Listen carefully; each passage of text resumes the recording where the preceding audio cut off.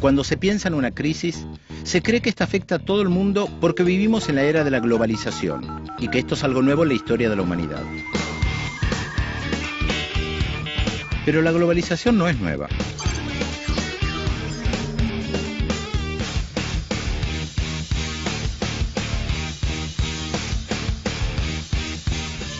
Los invito a ver una serie de documentales que nos permitirán comprender cómo el capitalismo ya hace tiempo que ha vinculado a casi todos los rincones del planeta.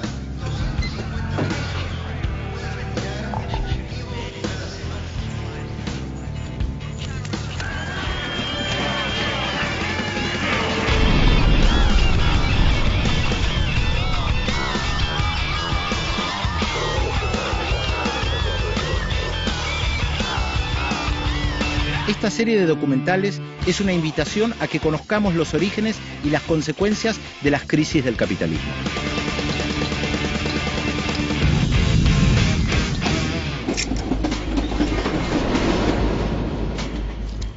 Hoy vamos a ver la primera parte del documental El Cerco. Un documental que trata de analizar cómo evolucionó el pensamiento neoliberal y cómo logró colocarse en el centro del escenario económico y político internacional, y además vamos a ver de qué manera los pensadores neoliberales lograron que sus ideas se convirtieran casi en el sentido común para la mayoría de la gente. Esto se va a ver especialmente cuando se recuerde la década del 40, el surgimiento de un grupo de economistas neoliberales que comenzaron a pensar cómo podían hacer para difundir sus ideas en el mundo. Fue tan importante lo que hicieron, y además se montaron sobre el fracaso del estado de bienestar, las crisis cíclicas que vivía el mundo capitalista, principalmente en Europa, para lograr que su dogma se impusiera en todo el mundo. Pero no solamente lograron que su dogma se impusiera por la fuerza, como pasó en algunos casos en América Latina, como fue en Chile y la Argentina con las dictaduras. Lograron que se convirtieran sus palabras, sus ideas, su dogma en sentido común. Y además lograron otra cosa muy importante, que aquellos que querían criticar las políticas neoliberales fueran marginados. Se los calificaba de querer retrotraerse en la historia, de haber quedado anclados en viejas ideologías. Lo moderno, lo novedoso, lo que había que hacer eran las reformas que estos economistas y comunicadores neoliberales estaban pregonando por todo el mundo. Esto llevó a que Ignacio Ramonet, director de Le Monde Diplomatique, este mensuario francés, calificara este pensamiento como de pensamiento único. En el mundo en los 90 había un solo pensamiento, el pensamiento neoliberal. Todo lo otro parecía una mala palabra. Entre los dogmas del pensamiento neoliberal hubo una cuestión clave, el achicamiento del Estado. El Estado era oneroso, el Estado le costaba mucho a los contribuyentes, lo que había que hacer era privatizar todo lo que se pudiera privatizar. Y lo que no se podía privatizar, simplemente desmantelarlo, como sucedió en el sector de los ferrocarriles.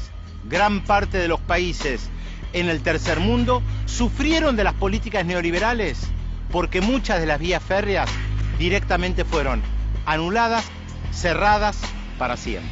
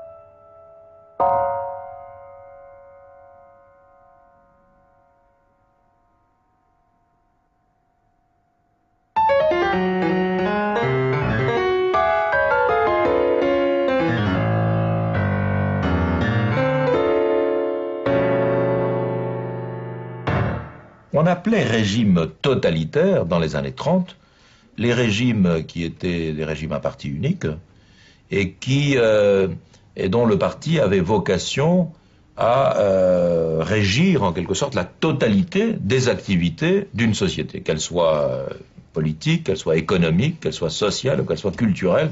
L'État s'occupait de tout. On a eu malheureusement des exemples dans en particulier le fascisme, le nazisme et aussi le stalinisme. Des sociétés totalitaires, le parti ayant vocation à tout faire.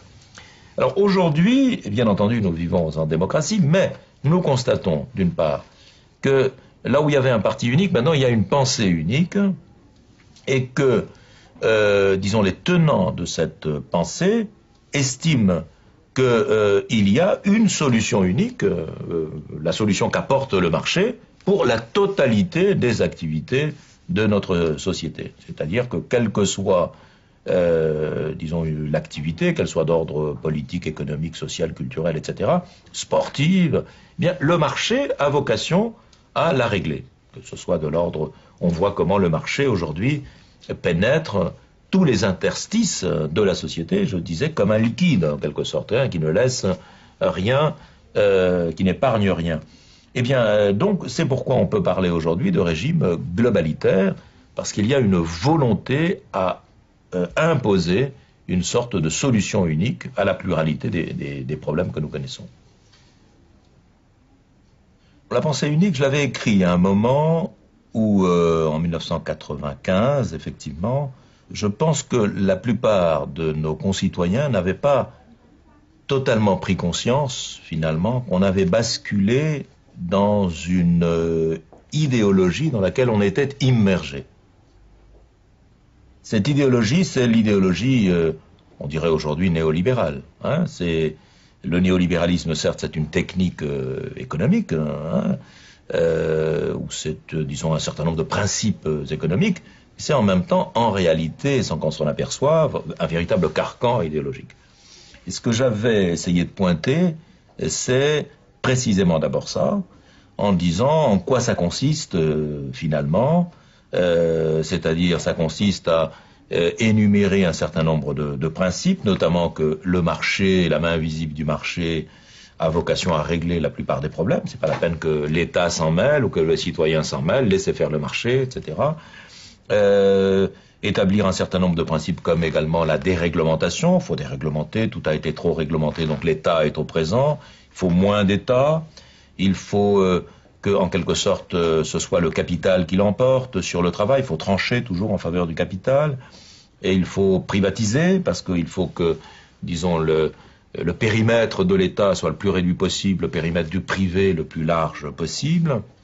Il faut favoriser le libre-échange, parce que le commerce, c'est le développement. On faisait une espèce d'égalité, d'équation de ce type.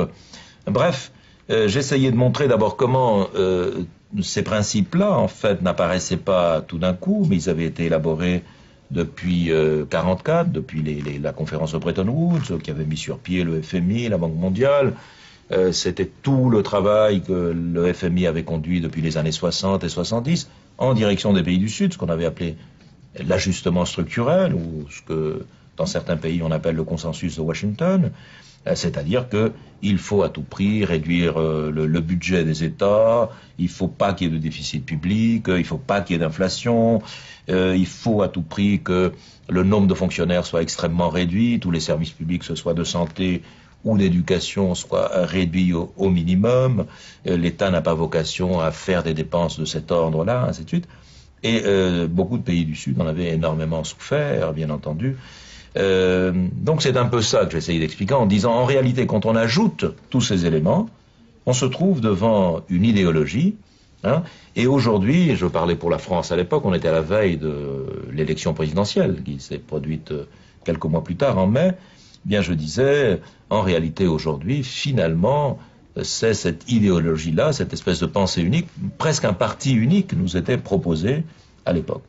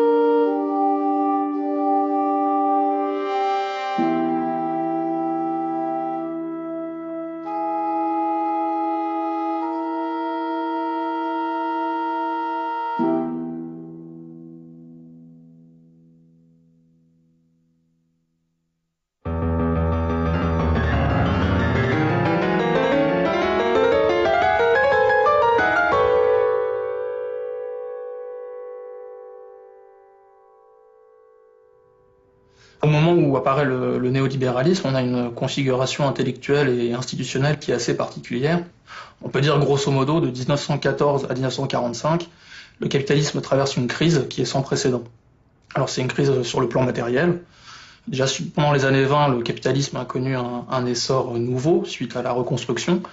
Mais dès les années 30, c'est la Grande Dépression, avec son lot de chômage, de faillites et des désordres politiques qui s'en suivent.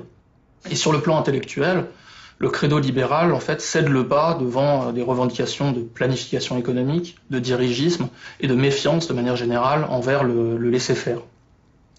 Partout, en fait, on demande à un renforcement de l'intervention étatique, la mise en place d'une économie dirigée, et ça va se traduire par des réalisations concrètes, à la fois dans des pays à structure dictatoriale, entre guillemets, et dans des pays démocratiques.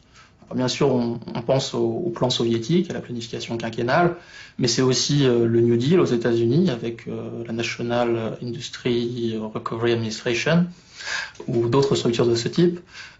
C'est en Allemagne nazie le ministère de l'économie impériale, c'est dans l'Italie fasciste le ministère des corporations, et même en France, par exemple, on instaure un ministère de l'économie nationale, chose tout à fait nouvelle, avec la montée du Front populaire.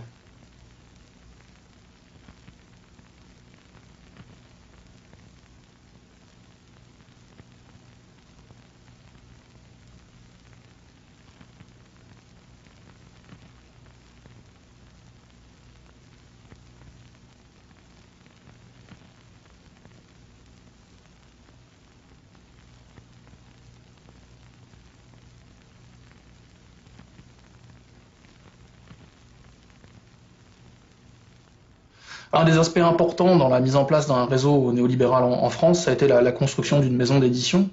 C'est une maison d'édition qui s'appelle les éditions de la librairie de Médicis, qui ont été fondées en 1937. C'est une maison d'édition qui a été créée par une femme qui s'appelle Marie-Thérèse Génin, ce qui n'est pas très courant dans cet univers assez masculin. C'est une femme qui est liée à un des dirigeants du syndicalisme patronal français, qui s'appelle Marcel Bourgeois, et qui va l'inciter à mettre en place une maison qui diffusera essentiellement des textes d'intellectuels à destination d'un public d'intellectuels.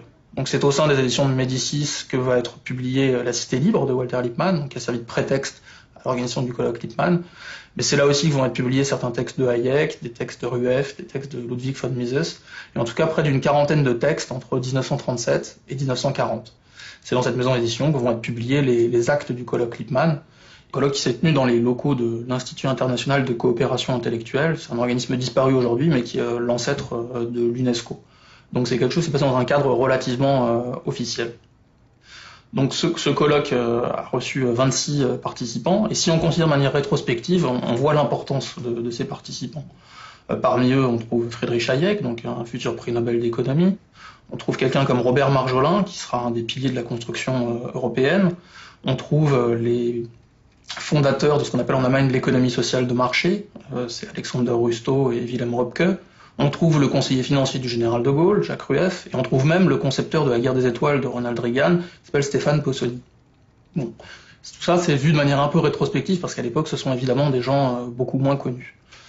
Le colloque va durer 4 jours, pendant lesquels vont être débattus essentiellement des responsabilités éventuelles du libéralisme dans la crise des années 30. Ils vont être débattus aussi des moyens de rénover le libéralisme et de pouvoir construire une opposition internationale au planisme et au socialisme.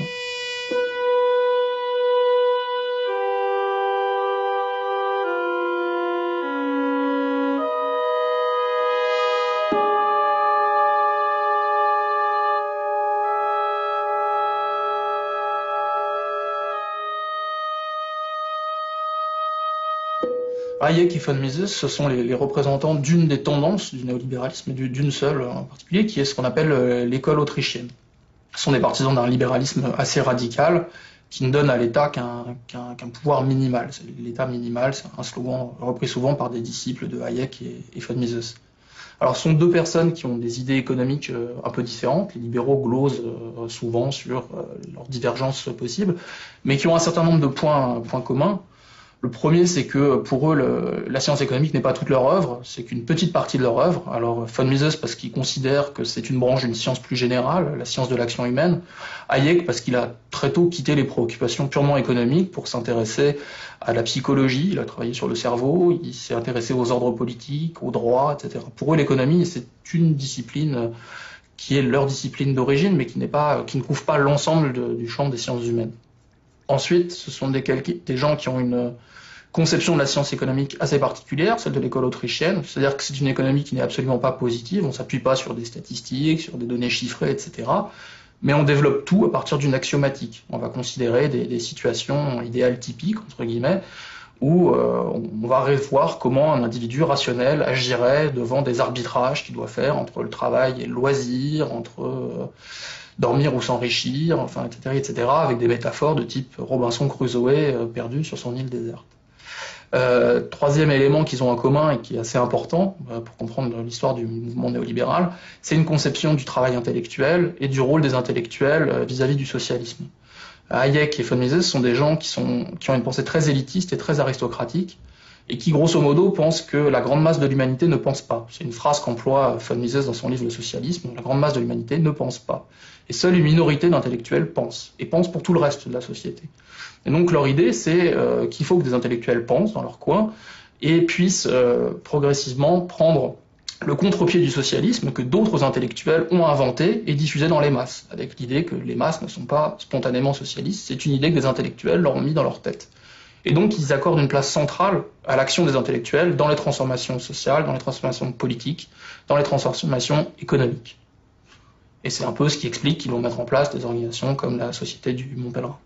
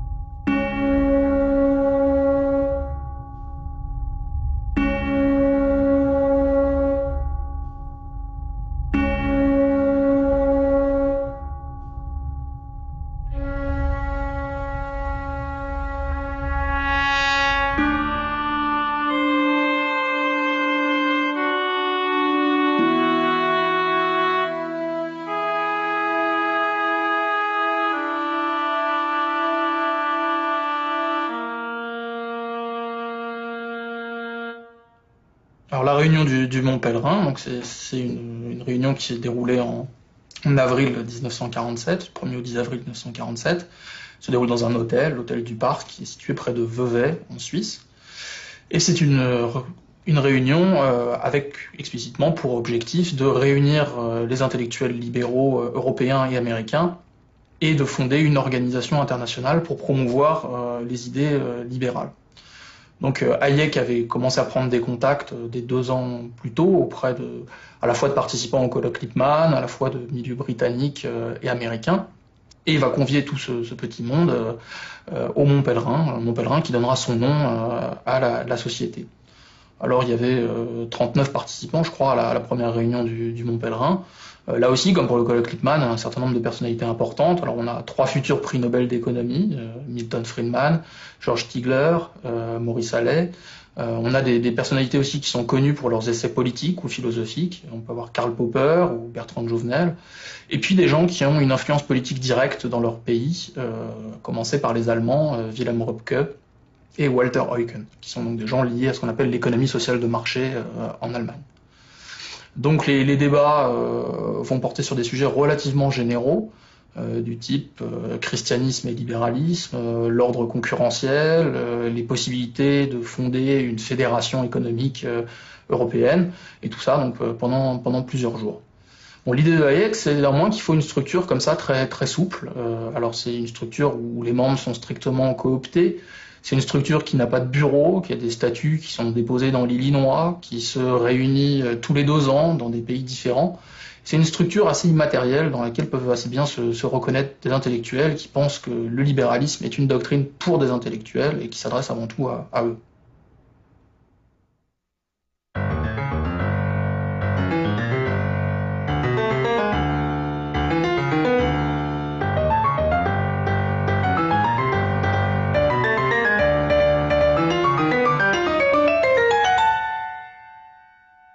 La Société du Mont Pèlerin, c'est par définition, c'est pas un think tank, c'est une sorte d'académie pour les libéraux.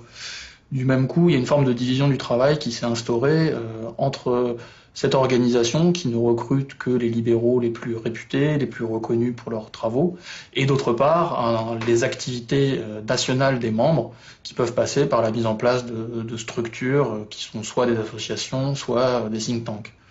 Alors ça peut avoir des formes donc assez différentes. En France, par exemple, a été créée l'Association pour la liberté économique et le progrès social dans les années 60, qui est en fait la section française du Mont Pèlerin, à laquelle vont s'adjoindre des membres recrutés soit dans les milieux patronaux, soit dans les milieux politiques, ce qui va permettre d'avoir un recrutement un peu plus large, un peu plus, qui va toucher des milieux un petit peu différents, pas uniquement des intellectuels.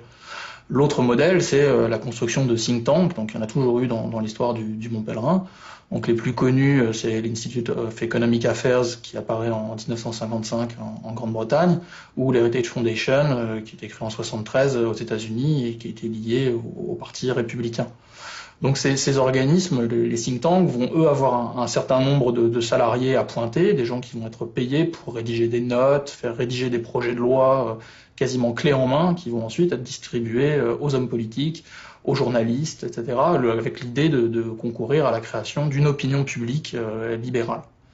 Donc ces think tanks, aujourd'hui, il y en a des centaines, ça forme une véritable nébuleuse dans laquelle il est assez difficile de se retrouver, au point même que certains think tanks, comme l'Atlas Foundation, ont aujourd'hui pour rôle de promouvoir la forme think tank et même de distribuer des kits et des modes d'emploi sur comment fabriquer son propre think tank.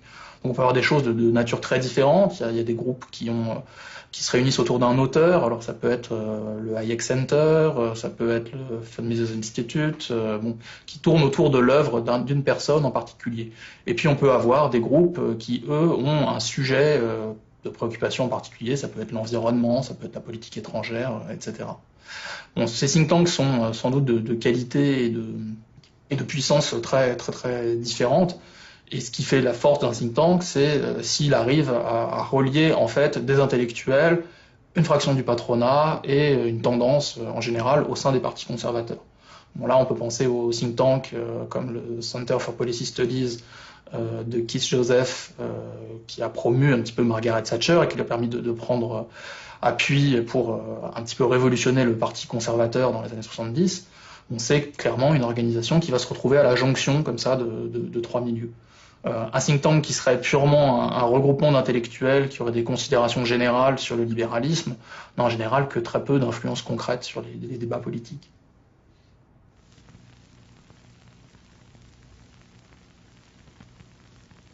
Toute une partie de la carrière des von Mises, Hayek, etc. s'explique en partie par les affinités qu'ils ont pu avoir avec des dirigeants du syndicalisme patronal. Von Mises aux États-Unis a toujours été associé à la Foundation for Economic Education et donc à travers ça au syndicalisme patronal. Hayek, quand il est arrivé à Chicago, c'est financé par des patrons américains qui souhaitaient qu'il écrive une sorte de la route de la servitude, mais sur l'Amérique et pas simplement sur l'Angleterre. Je pense que d'une certaine manière, ces intellectuels ont d'autant plus de pouvoir qu'ils se sont accoquinés ou qu'ils sont amis avec des individus puissants. Et que, évidemment, on peut voir un caractère utopique dans l'œuvre de Hayek, mais en même temps, c'est l'utopie du côté des plus forts et pas l'utopie du côté des plus démunis.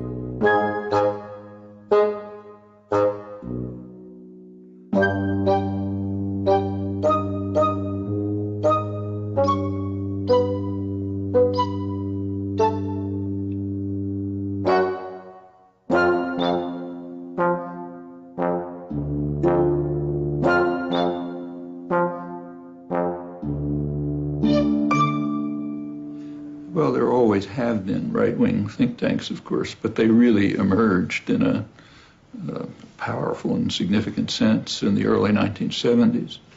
And this was part of a very broad reaction to the activism of the 1960s, which terrified elites across the spectrum because it was democratizing the society, and they all despised democracy, naturally. In fact, about the most explicit formulation of liberal internationalist views was a very important study of the Trilateral Commission, which is liberal internationalists in Europe, United States, and Japan, three major countries. Early 1974, I think, it was called The Crisis of Democracy, and it was about the fact that the countries were becoming too democratic. There's what they call an excess of democracy. People who are normally passive and apathetic are becoming active and pressing their demands. These are people they call the special interests, like women and young people and old people and farmers and workers, meaning the whole country. There's only one group that isn't counted as special interests. That's the corporate sector, because they're supposed to run the world and the country. So they're not a special interest, they're the national interest. But the rest of the population was just becoming too active. Partly student activism, partly the women's rights movement, environmental concerns. You know, it was a period of had a very substantial civilizing effect on the societies. Changed a lot, and that was very frightening. And there's a tremendous counter-reaction. The Trilateral Commission called for more moderation in democracy. There's too much pressure on the state to meet all these demands. They called on what they call the institutions for indoctrination of the young. They're very frank, because they're talking to each other. The institutions for the indoctrination of the young have to be much harsher and stricter. The press is getting out of hand, which is sort of a joke, but maybe the state will have to intervene to constrain the press. But that was a kind of a general expression from the liberal internationalist corner of this part of the spectrum, internationally, Europe, the United States, and Japan, of the general feeling. That's why it's called the time of troubles. It was very troublesome to see the increase in participation and democracy and activism. And there was a very strong reaction on many fronts.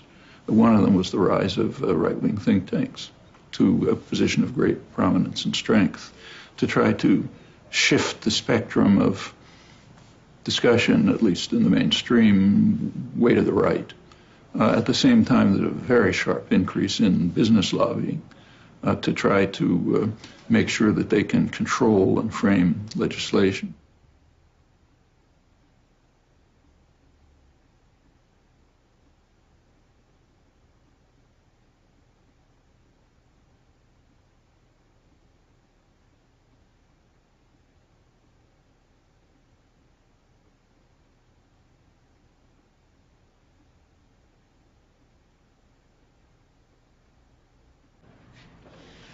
Quand on donne le pouvoir coercitif, le monopole sur le pouvoir coercitif à une agence qu'on appelle le gouvernement, il y aura toujours une tendance vers une utilisation soit ignorante ou soit d'un abus de ce pouvoir, et que le pouvoir aura une tendance à croître.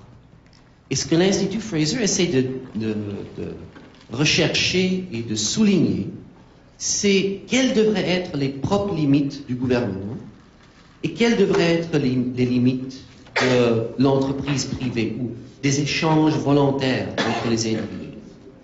Et c'est ça le nexus, la division entre la coercition et le volontaire qui va informer ma discussion, ma conférence aujourd'hui, et vous verrez les conférences des autres personnes qui sont venues participer aujourd'hui.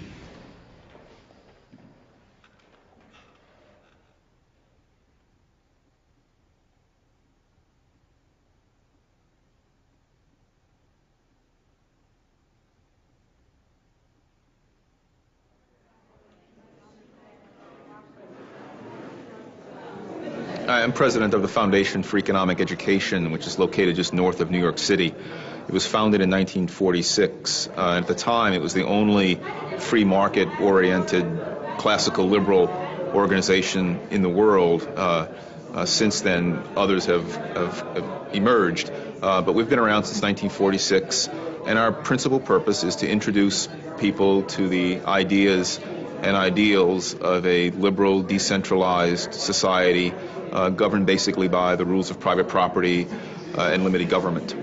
My point today was not that there isn't pollution caused by industrial capitalism. My point was that the pollution caused by industrial capitalism, regardless of how serious or not serious you believe it to be, but that pollution should be compared, the severity of today's problem should be compared to the way life was in the past, in pre-industrial times. And life in the past was, by our standards today, extraordinarily dirty, unsanitary, and hazardous because of the natural pollutants, the natural dirt that all of our pre-industrial ancestors dealt with on a daily basis. And those things killed many of our ancestors.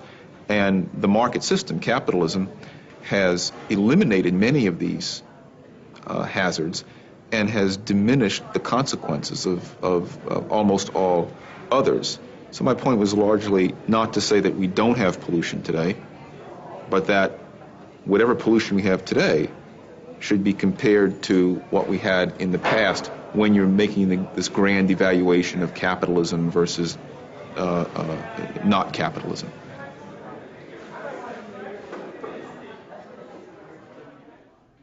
Ce séminaire n'est pas financé par le gouvernement. C'est financé par des dons privés. Et c'est toujours encourageant de voir des gens qui sont prêts à mettre leur argent où sont leurs convictions. Je crois qu'il y a beaucoup trop de services tels que l'assurance chômage, la santé, l'éducation, qui tombent sous un monopole. Le monopole du gouvernement, qui est le seul producteur de ces services. Pourquoi pas l'ouvrir et avoir de la concurrence? C'est-à-dire, on pourrait avoir la concurrence dans la production des services et notre souci pour les pauvres peut être adressé en donnant des subventions aux pauvres pour qu'ils puissent acheter ces services. Alors, séparer la production, que je voudrais voir privée et concurrentielle, du financement, qui pourrait être en partie gouvernemental. Vous savez, j'aime pas parler de marché comme tel, parce que je crois pas que les marchés existent sans les gouvernements. Chaque marché a besoin de règles. Chaque marché a besoin d'un certain niveau de coercition. Et j'aime pas non plus parler de liberté comme une valeur en soi-même. Il y a beaucoup de gens qui ne veulent pas la liberté. Ce que moi je dirais, c'est que je voudrais la liberté de choisir mes maîtres. Et ce que j'essaye de discuter dans mes conférences, c'est comment est-ce qu'on peut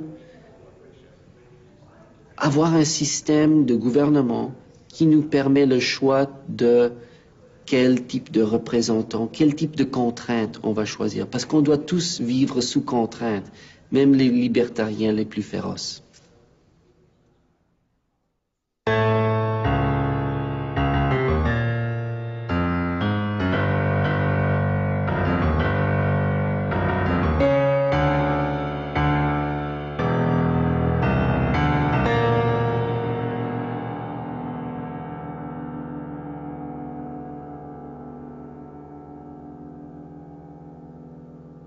Le libertarianisme, c'est un petit peu le descendant de la philosophie libérale classique, c'est-à-dire c'est une philosophie qui essentiellement met l'accent sur la liberté individuelle et tout ce qui s'ensuit, c'est-à-dire au niveau économique, le libre marché, au niveau politique, un État minimal et le moins de coercition possible, le moins de réglementation, le moins de finalement, qui laisse le plus d'espace possible aux individus pour faire ce qu'ils veulent et à entretenir des relations volontaires avec d'autres individus. Sur le plan social aussi, évidemment, c'est tout à fait à l'opposé des philosophies qui essaient d'imposer un ordre social ou religieux ou culturel quelconque. Donc, l'idée, c'est que si les individus sont libres à l'intérieur d'un cadre où, évidemment, les droits de propriété et les droits individuels sont protégés, chacun va pouvoir entretenir des relations sur une base volontaire avec d'autres. Et ça va mener à une sorte d'harmonie. Donc, c'est pas de l'anarchie dans le sens où la lutte d'un contre l'autre ou ce qu'on appelle le capitalisme sauvage ou la concurrence sauvage. C'est absolument pas ça. Au contraire, c'est laisser suffisamment d'espace aux individus pour qu'ils entretiennent des relations pacifiques et volontaires avec d'autres individus.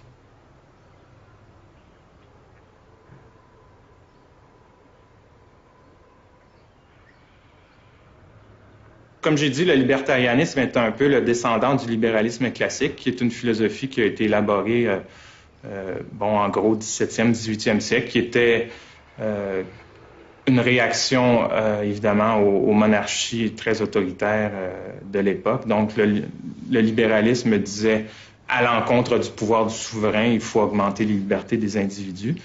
Ça s'est développé dans les siècles qui ont suivi pour donner ce qu'on connaît aujourd'hui, c'est-à-dire une philosophie qui met l'accent sur le libre marché, etc. Sauf que les libertariens au 20e siècle se démarquent un peu des libéraux, parce que le mot libéral aussi a comme changé de définition. Là, aux États-Unis, un liberal aujourd'hui, c'est plutôt finalement, c'est l'inverse. C'est un social-démocrate ou un gauchiste.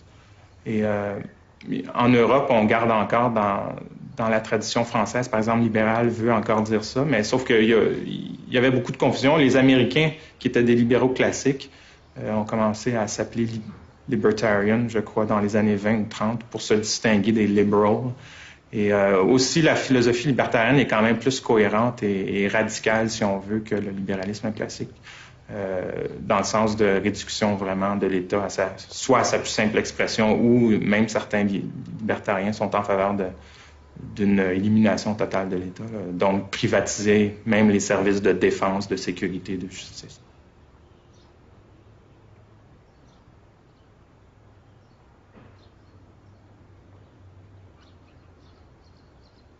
Aujourd'hui, dans une société où l'État dépense, la proportion des dépenses de l'État, c'est à peu près 45 à 50 du PIB. L'État contrôle des secteurs comme l'éducation, la santé. L'État contrôle des tas de choses, réglemente d'autres choses qu'il ne contrôle pas, subventionne presque tout le monde. Il y a une grosse partie de la population qui finalement ne vit que de redistribution d'argent. C'est-à-dire que ces gens-là ne produisent pas sur un libre marché des biens qui sont voulus par d'autres, mais simplement reçoivent de l'argent de l'État, argent évidemment qui a été confisqué à d'autres contribuables. Tout ça, ça veut dire qu'il y a des tas de gens qui vivent carrément aux frais des autres individus. On peut diviser finalement la société en deux. D'un point de vue libertarien, il y a ceux qui produisent, puis il y a ceux qui vivent aux dépens des producteurs, qui sont une sorte de parasites, là, finalement, même si le mot est un peu fort, mais c'est ça que ça veut dire. On ne peut pas être en faveur de la responsabilité individuelle et défendre ce point de vue-là. C'est-à-dire que tous ceux qui vivent aux dépens des autres, ils sont vraiment irresponsables dans le plus pur sens du terme. C'est-à-dire qu'ils ne font rien qui est en demande et ils vivent grâce à la coercition étatique, c'est-à-dire que l'État transfère des richesses d'un groupe vers l'autre. Donc, si on veut promouvoir la liberté et la responsabilité, on ne peut pas accepter cette dépendance-là d'une grosse partie de la population.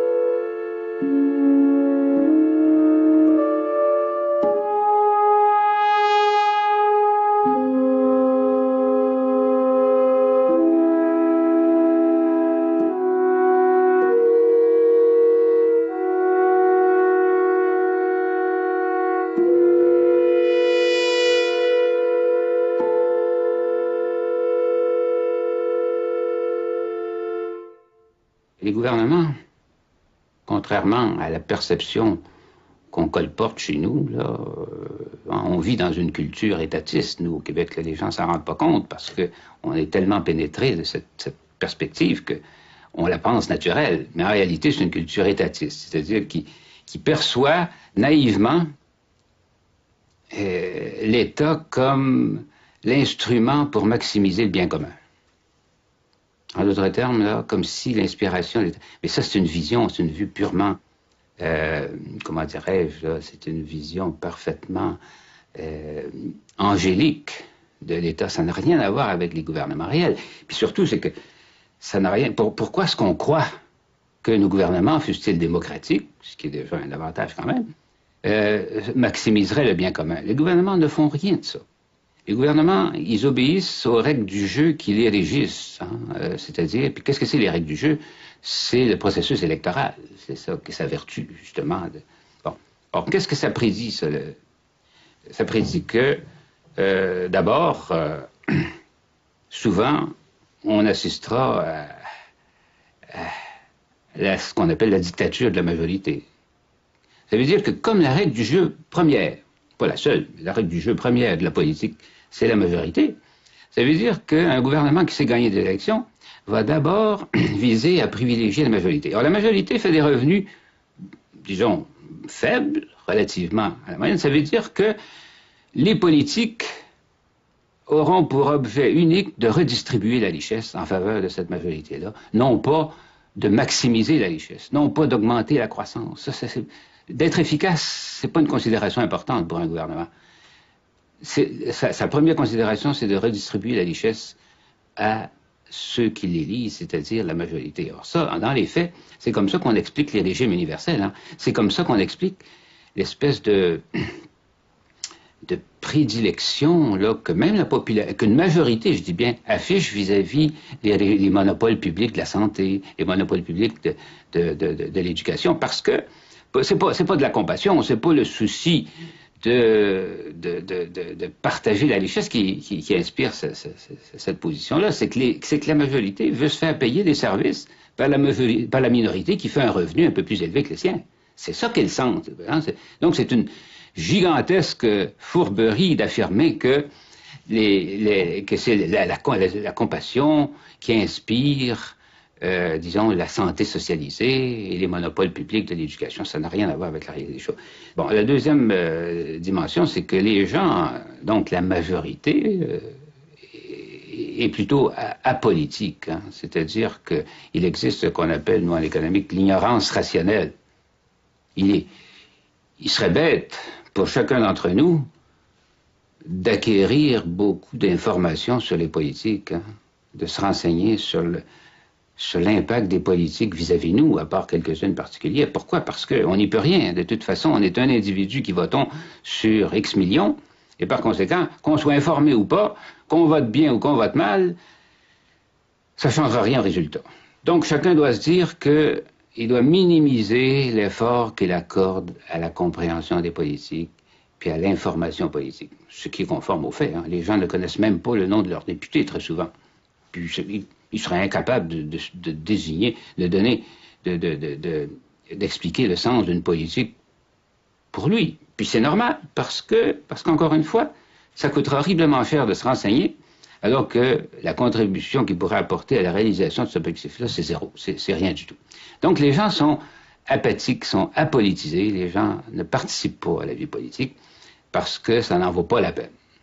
Mais ça ouvre la voie, ça, à l'intervention des gens qui sont des groupes qui sont stratégiquement placés, les groupes d'intérêt. C'est ça qui explique la domination des groupes d'intérêt. Hein, parce que un organisme qui est déjà en place, disons, le secrétariat de la CSN ou de l'Association des manufacturiers canadiens, ils sont déjà en place, là.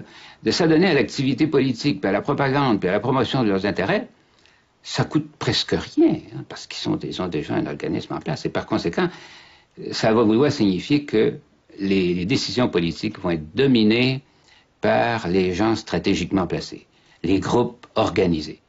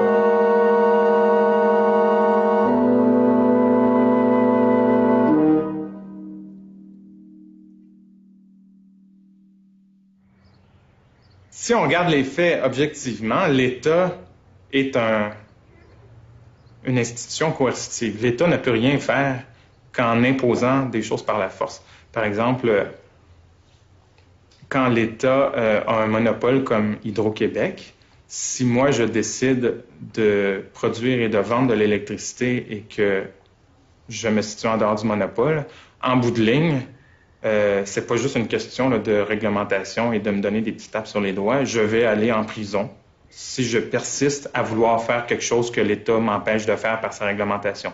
Donc, l'État va m'agresser physiquement si je veux offrir un service qu'il préfère, lui, monopoliser. C'est-à-dire que les hommes de l'État ont décidé de monopoliser. Donc, en bout de ligne, tout ce que fait l'État, quand il nous vole la moitié de notre salaire, ben, je m'excuse, mais on ne m'a pas demandé mon avis à ça. Donc, on me vole la moitié de mon salaire. On a beau dire que, démocratiquement, on a élu des gens qui ont décidé ça à notre place, sauf que la démocratie, c'est un petit peu l'organisation pacifique, entre guillemets, du banditisme de l'État. Moi, je n'ai pas voté pour qu'on m'enlève la moitié de mon salaire et ça donne qu'il y a plein de gens qui ont intérêt, parce qu'ils vivent, on revient à ce que je disais tantôt, aux frais de l'État, à ce que l'État m'enlève la moitié de mon salaire pour leur donner à eux autres. Donc, la véritable liberté, c'est pas la démocratie. Je ne suis pas un antidémocrate dans le sens d'être pour un État autoritaire. Quand on parle contre la démocratie, on est toujours vu comme étant en faveur évidemment d'un État autoritaire. Au contraire, je suis pour un État qui n'est absolument pas autoritaire au point qu'il ne justifie même pas ses actions sur la base de la démocratie. La liberté individuelle, ce n'est pas la même chose que la liberté démocratique. Quand on donne démocratiquement le pouvoir à un certain nombre de gens de nous enlever, de nous imposer des choses, ça contredit la liberté individuelle. Donc, c'est pour ça. Si on est cohérent dans notre défense de la liberté individuelle, on n'est même pas en faveur de plus de démocratie, c'est-à-dire de plus de façons de se partager les ressources des autres qu'on a volées à d'autres. Au contraire, on est simplement pour la diminution drastique du rôle de l'État, pour faire en sorte que les individus sont tout à fait libres, non pas de décider pour quel renard ils vont voter, qui va aller dans le poulailler, mais simplement pour décider de ce qu'ils font avec leur propriété. Point à la ligne.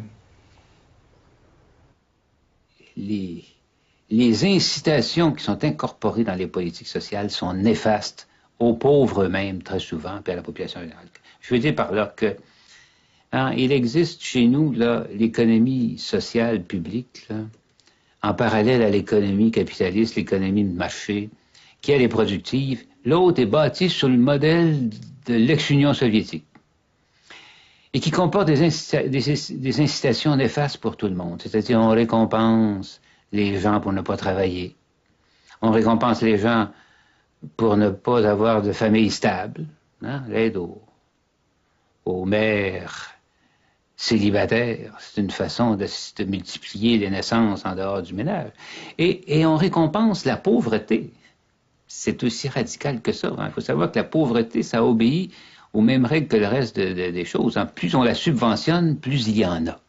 Parce que les gens prennent goût à la pauvreté. Bon, on le voit bien dans les expériences de l'Ontario puis des Américains depuis 4 ou 5 ans, où on a vraiment imposé des limites à l'accès aux subventions, aux allocations de bien-être social, puis la population de pauvres, de dépendants, a tombé de moitié en l'espace de quelques années. Parce qu'il n'y avait plus d'argent au bout, les conditions avaient changé, on leur imposait du travail, etc. En tout cas, quelles que soient les modalités particulières. Donc voilà, il existe des façons de susciter la réinsertion des gens dans l'économie productive. Au lieu de les entasser, par exemple, dans des HLM, dans des ghettos où tout le monde est pauvre, si on leur donnait, disons, la façon des vouchers ou des bons qui leur permettent d'accéder à la propriété, au lieu de subventionner le chômage, comme c'est le cas par l'assurance chômage, on subventionne les gens pour qu'ils soient chômeurs. Si on n'est pas chômeur, on n'a pas de subvention dans ces cas-là.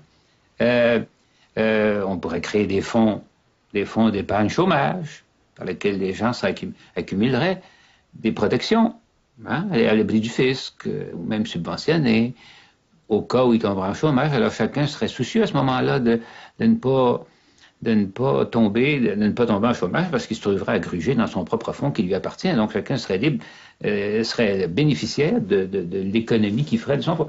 Bon, alors il y a tout ça dans l'idée, mais notre régime, nos politiques sociales sont bâties vraiment, encore une fois, pour créer une industrie de la pauvreté, une industrie de la dépendance qui profite évidemment à tous les bureaucrates, à tous les fonctionnaires qui gravitent autour de ça et qui, en même temps, suscite dans la population de la dépendance, mais aussi des appuis politiques.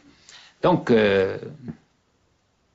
puis encore une fois, sans effet, à long terme, à travers les pays, encore une fois, les politiques sociales n'ont pas diminué la pauvreté. Voilà le diagnostic final qu'on pose sur la question.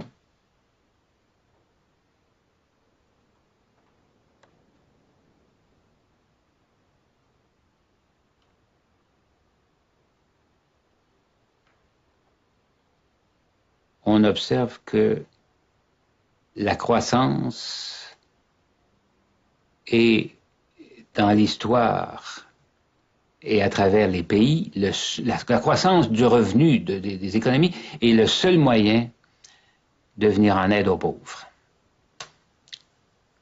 On a des données vraiment rigoureuses là-dessus. C'est que la seule variable qui affecte qui diminue la pauvreté dans un pays, dans les différents pays, c'est la croissance de la richesse. Les politiques sociales ne comptent pour rien. Donc, quiconque est soucieux